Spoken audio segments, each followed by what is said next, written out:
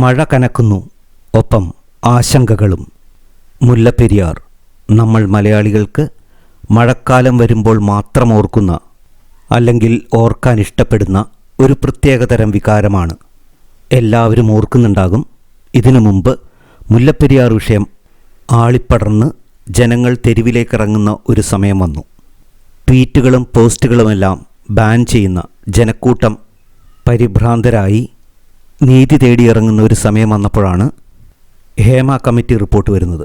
അതോടുകൂടി എല്ലാ പ്രമുഖ വാർത്താ മാധ്യമങ്ങളും അന്തിച്ചർച്ചകളുമെല്ലാം മുല്ലപ്പെരിയാറിനെ വിട്ട് ഹേമ കമ്മിറ്റി റിപ്പോർട്ടിൻ്റെ പുറകെയായി.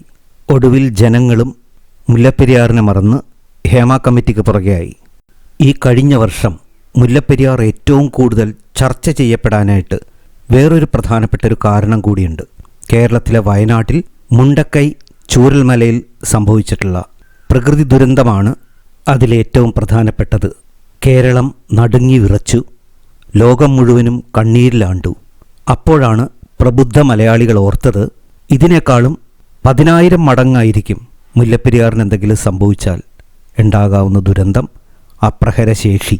അപ്പോൾ നമ്മളെല്ലാവരും ഉണർന്നു. അങ്ങനെ മുല്ലപ്പെരിയാർ വിഷയം പത്രമാധ്യമങ്ങളും ന്യൂസ് ചാനലുകളും അന്തിച്ചർച്ചകളിലുമെല്ലാം സജീവമായി.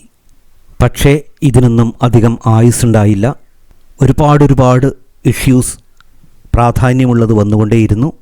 ഹേമ കമ്മിറ്റി വന്നു, ADM നവീൻ ബാബുവിൻ്റെ ദുരൂഹ സാഹചര്യത്തിലുള്ള മരണം, ഇതിനിടയിൽ election, by the people, for the people, of the people. ലോകത്തിലെ ഏറ്റവും വലിയ ഡെമോക്രാറ്റിക് കൺട്രി ആയിട്ടുള്ള ഇന്ത്യയിൽ എലക്ഷൻ എന്നും മാസങ്ങൾ നീണ്ടു നിൽക്കുന്ന ചർച്ചയ്ക്ക് വഴിവെക്കും. അത് നമുക്കെല്ലാവർക്കും അറിയാം. അങ്ങനെ പലതും വന്നു. അവസാനം പഹൽഗാം കൂട്ടക്കൊല, അത് കഴിഞ്ഞ് ഓപ്പറേഷൻ സിന്ദൂർ, അതിൻ്റെ ഭാഗമായി ഇന്ത്യ പാകിസ്ഥാൻ വാർ.